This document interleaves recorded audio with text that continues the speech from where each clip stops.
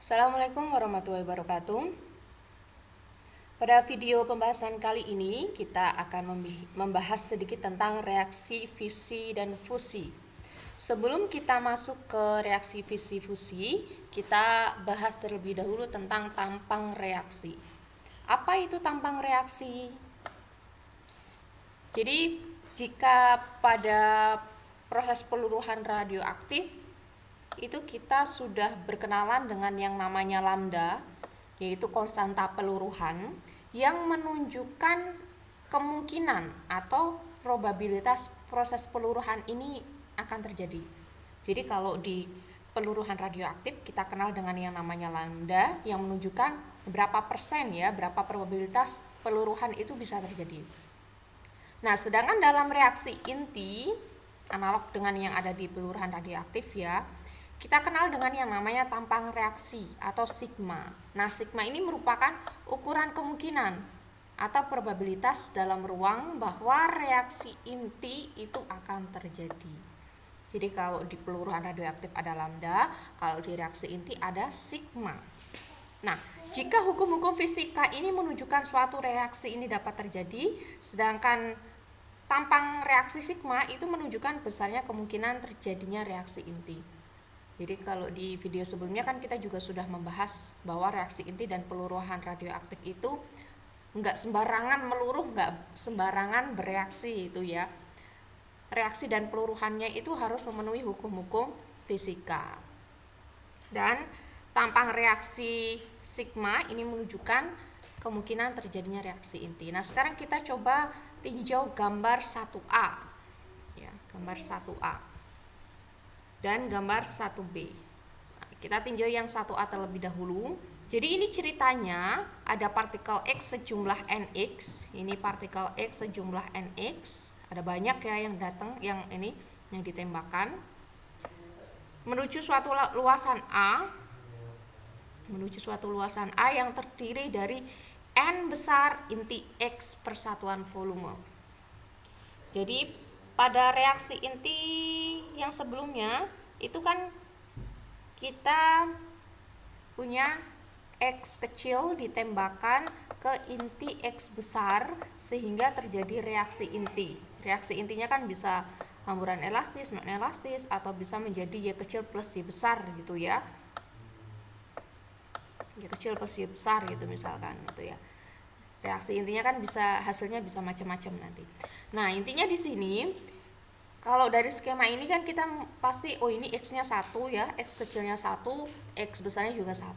Tapi kan kenyataannya kalau dalam eksperimen itu kan banyaknya partikel X kecil yang ditembakkan itu nggak cuma 1, tapi ada banyak, jumlahnya ada NX. Ya, jumlahnya ada NX. Ditembakkan menuju suatu luasan A yang terdiri dari N inti X per satuan volume.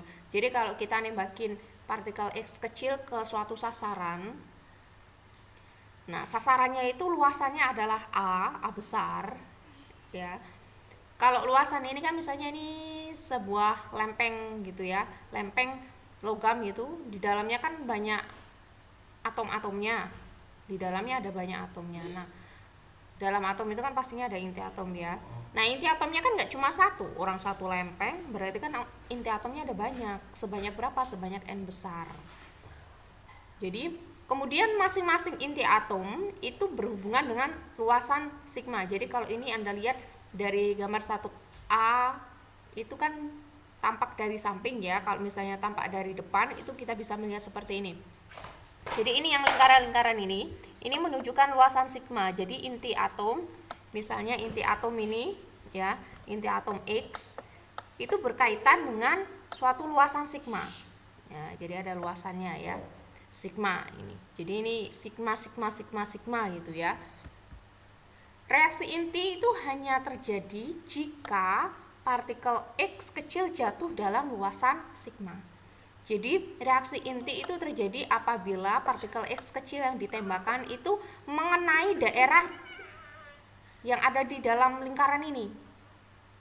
Jadi kalau kena sini ya pasti terjadi reaksi inti. Tapi kalau misalnya partikel X itu kok lewatnya sebelahnya sini ya nggak terjadi apa-apa ya.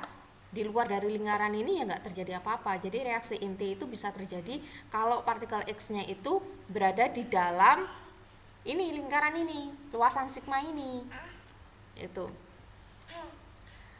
Nah, banyaknya partikel X yang bereaksi dengan inti X itu misalkan n kecil.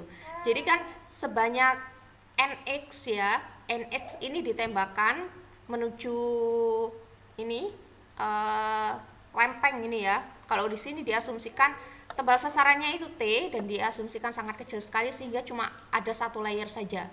Satu layer ya. Jadi nggak ada tumpukan inti-inti ya, tidak ada inti yang bersembunyi di balik inti-inti yang lain gitu. Jadi sebanyak nx yang ditembakkan itu kan nggak semuanya kena inti X besar. Yang mengalami reaksi inti atau yang terkena inti X besar itu jumlahnya adalah n kecil. Sehingga cacah inti sasaran total adalah banyaknya inti sasaran n besar dikalikan dengan luasan A dan dikalikan dengan tebal T. Karena masing-masing inti sasaran mempunyai tampang reaksi atau luasan sigma, maka luas total yang mengalami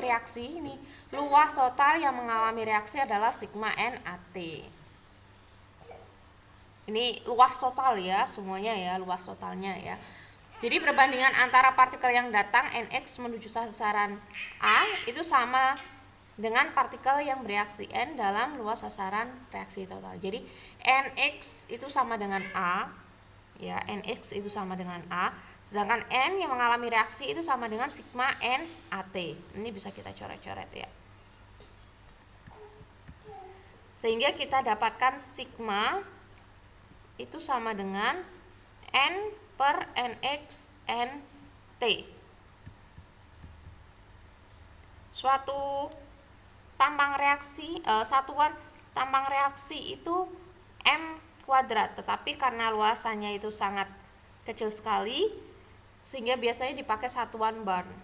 Nah, satu barn itu sama dengan 10 pangkat min 24 cm persegi atau sekitar 100 Fm. Selanjutnya kita bahas reaksi fisi. Apa itu reaksi fisi?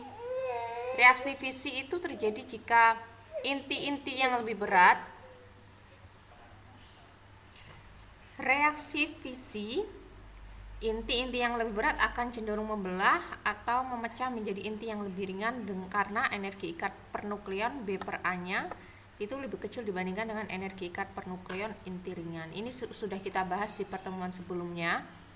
Jadi baik reaksi fisi ataupun reaksi fusi itu hasilnya harus berupa B per A-nya itu lebih besar.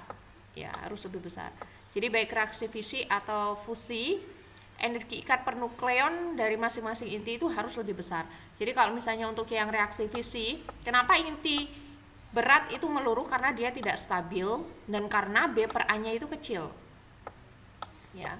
B per A-nya itu kecil sehingga dia meluruh atau membelah ya menjadi dua inti, bukan meluruh, mohon maaf. Membelah menjadi dua inti, misalnya inti X aksen dan inti X double aksen.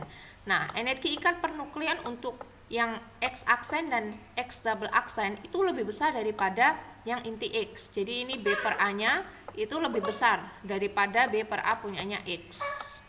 Itu ya. Nah, kita lihat gambar 2A. Nah, di sini inti yang stabil itu digambarkan seperti setetes air yang berbentuk bulat. Jadi, inti yang stabil itu digambarkan seperti setetes air nih ya yang berbentuk bulat. Kemudian kalau semisal tetesan air ini kita ganggu, ya kalau kita ganggu nanti akan terjadi distorsi. Dia akan bergetar di sekitar timbangnya, kemudian berubah menjadi lonjong. Gangguan ini kalau dalam reaksi inti bisa berupa menyerap neutron atau proton. Ya, jadi inti yang stabil itu seperti satu tetes air yang berbentuk bulat, kemudian kalau dia mengalami gangguan, dia akan berbentuk lonjong. Ya, semakin lonjong itu berarti kan gangguannya semakin besar gitu ya. Nah, kalau Kenapa bisa berbentuk bulat seperti ini? Kalau berbentuk bulat seperti ini kan berarti kan gaya kolomnya itu lebih gaya inti ya. Gaya inti itu bisa dibilang lebih besar, sama dengan gaya kolomnya. Jadi gaya inti itu sama besar dengan gaya kolom, sehingga dia dalam keadaan titik setimbang. Tapi kalau semisal gaya kolomnya, kalau gaya kolom itu kan cenderung inti itu kan di dalamnya ada proton sama neutron ya. Antara proton dan proton itu kan mengalami gaya tolak menolak ya, gaya kolom tolak menolak, sehingga ada kecenderungan untuk memisahkan diri ya, kayak semacam mau keluar dari inti itu. Jadi ketika terjadi distorsi, itu gaya kolom itu lebih besar daripada gaya inti. Ya. Kemudian kalau kita lihat tinjau gambar 2B, dalam keadaan setimbang, kemudian mengalami gangguan sehingga dia berbentuk lonjong. Kemudian lama kelamaan itu seakan-akan dia mau terbelah menjadi dua. Nah, sehingga terbelah menjadi dua ini ya. Jadi ini adalah gambaran reaksi fisi. Jadi ini ilustrasi bagaimana reaksi fisi ini bisa terjadi. Ya gambarnya seperti ini ya, seperti tetesan air. Kemudian kalau mengalami gangguan dia akan berbentuk lonjong, kemudian lama kelamaan dia akan membelah menjadi dua. Contoh dari reaksi fisi itu misalnya CF colifornium, dia membelah menjadi inti Xe 140 dan Ru 110. Coba kita lihat nomor masanya. Nomor masanya CF itu 254. Ini sebelum terjadi reaksi. Kemudian setelah terjadi reaksi fisi menjadi Xe 140 ditambah 110 berarti 150 ditambah dengan 4 neutron. 4 neutron itu kan berarti kan 4 ya. Berarti ini 154. Oke, benar ya. Jadi inti colifornium adalah inti yang dapat diproduksi dalam akselerator dengan menumbuhkan partikel tertentu. Inti colifornium ini juga terproduksi dalam ledakan supernova. Jadi inti colifornium itu bisa diproduksi melalui akselerator dan juga dalam ledakan supernova. Ini sebelumnya kita sudah pernah bahas ya. Jadi kematian bintang itu kalau bintangnya masif sekali nanti dia bisa meledak melalui supernova ya. Kemudian nanti bisa terbentuk bintang neutron atau black hole juga. Nah, energi ikat inti colifornium CF itu sekitar 7 MeV. Ya. B per A-nya CF itu sekitar 7 MeV. Nah, inti colifornium membelah menjadi dua inti dengan nomor massa 110 dan 140. Nah, bisa saja inti colifornium itu juga membelah menjadi inti yang lain. Jadi nggak cuma Xe dan Ru ya, jadi ada banyak kemungkinan. Bisa saja membelah menjadi dua inti yang A-nya itu sama besar. Jadi 254 bagi 2 yaitu 127. Dengan energi ikat pernuklean masing-masing itu 8 MeV. Jadi yang awalnya inti CF itu B per A-nya 7 MeV, kemudian setelah membelah masing-masing inti itu menjadi 8 MeV. Jadi kan dia ikatannya lebih kuat daripada yang sebelumnya. Nah, kelebihan energi ini jadi dari 7 menjadi 8 itu menunjukkan peningkatan energi ikat per nukleon sebesar 1 MeV. Artinya energi ikat inti meningkat sekitar 200 MeV. Ya. Karena kan ini kan nomor masanya sekitar 200-an.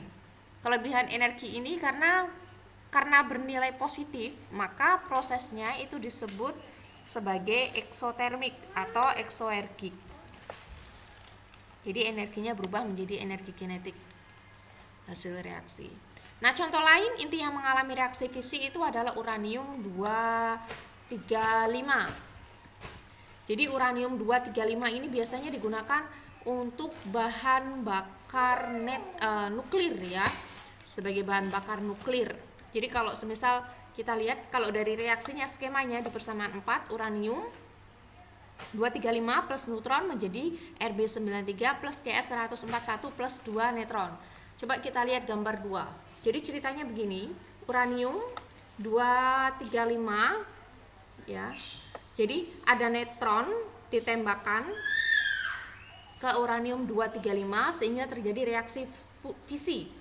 Nah, hasil dari reaksi fisi ini uranium ada yang menjadi Rb93, kemudian mengalami peluruhan beta sehingga berubah menjadi Sr. Nah, kemudian U ini membelah menjadi Rb dan Cs ya. Cs ini dari Cs nanti dihasilkan netron. Ini disebut netron tunda. Nah, kemudian dia meluruh menjadi Cs 140. Kemudian dari reaksi fisi juga dihasilkan dua netron langsung. Jadi dua netron langsung ini, dua netron langsung, kemudian ada netron tunda, itu melewati moderator. Ya. Kemudian setelah melewati moderator, mengalami reaksi fisi lagi nanti. Jadi netron tunda ini, netron tunda yang atas nih ya, kalau mengenai uranium 235 terjadi reaksi fisi lagi ya. Terjadi reaksi fisi berupa Rb, Cs, kemudian nanti ada ketambahan netron tunda lagi. Pokoknya sampai beruntun gitu lah. Interaksi yang ada di dalam reaksi yang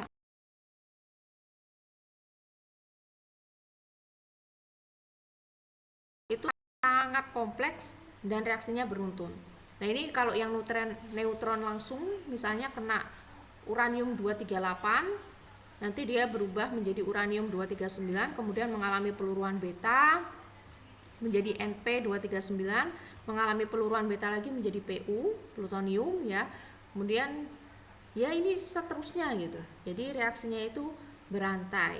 Nah, Pu salah satu ini ya, salah satu hasil dari reaksi nuklir itu berupa plutonium Pu239. Ini biasanya yang menjadi apa ya, menjadi senjata nuklir ya, plutonium ini. Nah, uranium 235 yang digunakan bahan bakar, sayangnya di alam itu kandungannya, isotopnya itu hanya 0,7% saja. Ya. Uranium 235 yang biasanya digunakan sebagai bahan bakar reaktor nuklir itu kandungannya cuma 0,7% saja. Sedangkan yang 99,3% itu uranium 238. Ya, sehingga untuk mendapatkan uranium 3235 itu harus melakukan penyuburan atau enrichment. Dan ini adalah skema dari tabung reaktor. Jadi salah satu pemanfaatan reaksi fisi itu untuk reaktor nuklir. Jadi reaksi fisi digunakan untuk membangkitkan tenaga listrik melalui reaktor nuklir. Kenapa digunakan untuk reaktor nuklir? Karena yang pertama, dalam reaksi fisi itu terjadi energi yang dilepaskan dalam bentuk energi kinetik partikel hasil reaksi. Jadi kan tadi dalam sekali reaksi itu kan reaksinya nggak cuma satu rantai saja ya, tetapi beruntun. Di dalam reaksi fisi itu bisa terjadi peluruhan beta, alfa, gamma, tangkapan elektron dan lain-lain. Jadi dalam sekali reaksi itu ada banyak sekali energi yang dihasilkan. Energi yang dihasilkan dari mana ya? Dari partikel-partikel itu ya, dari partikel-partikelnya itu kan hasil reaksinya itu kan mereka bergerak ya. Jadi energi kinetiknya ya, kumpulan dari energi kinetiknya itu kan menjadi energi panas. Jadi dari energi kinetik partikel-partikel hasil reaksi itu menjadi energi panas, kemudian digunakan untuk mendidihkan air. Ya, setelah airnya mendidih, uap airnya yang dihasilkan itu dapat digunakan untuk menggerakkan turbin.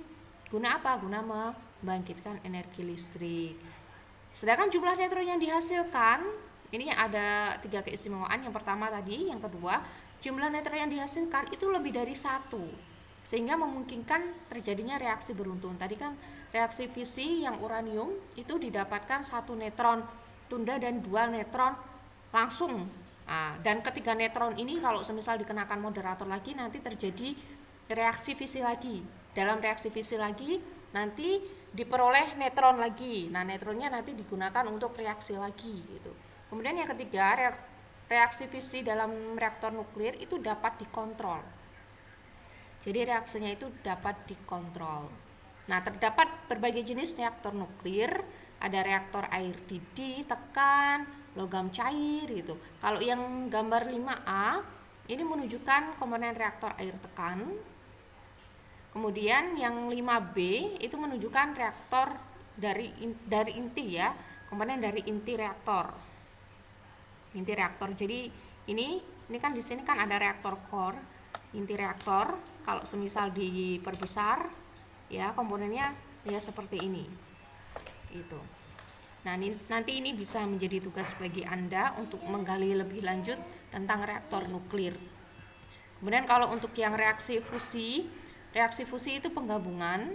Ini kemarin kita sudah membahas sedikit ya tentang reaksi fusi. Jadi penggabungan inti-inti ringan menjadi inti yang lebih berat. Contohnya reaksi ya H21 plus H21 menjadi H31 plus H31 plus H11. Jadi 2 deuteron menjadi tritium plus hidrogen. Penggabungan 2 inti deuterium menjadi inti tritium dan hidrogen ya. Reaksi fusi.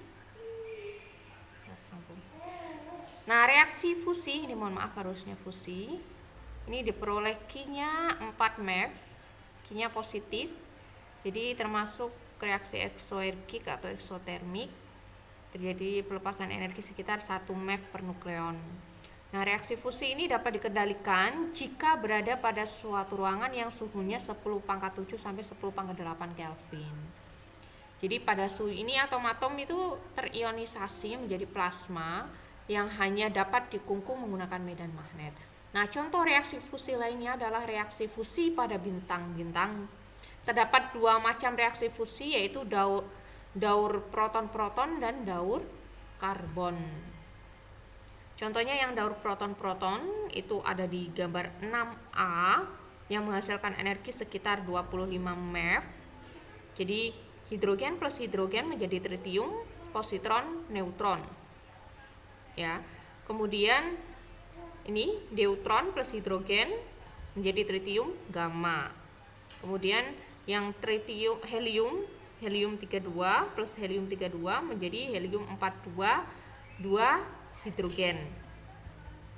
Nah, proses akhirnya itu dapat ditulis menjadi 4H11 menjadi 2 helium plus 2 positron plus 2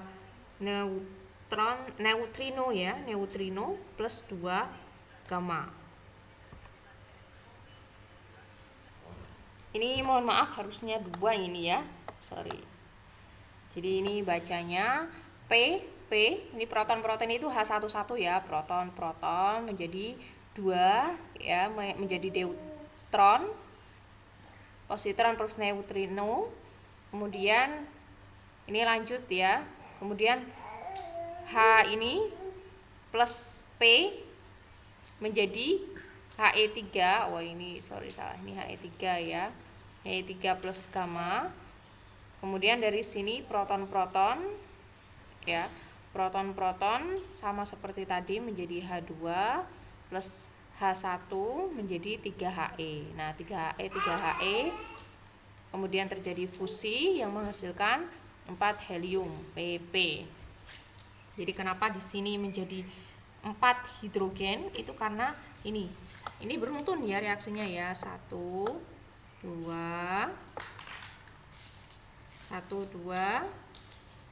ya. 1 2 1 2 ya. 1 2 1 2 ini. Atau lebih mudahnya ini. 1 ya, kan 2 ini. 1 2 3 4.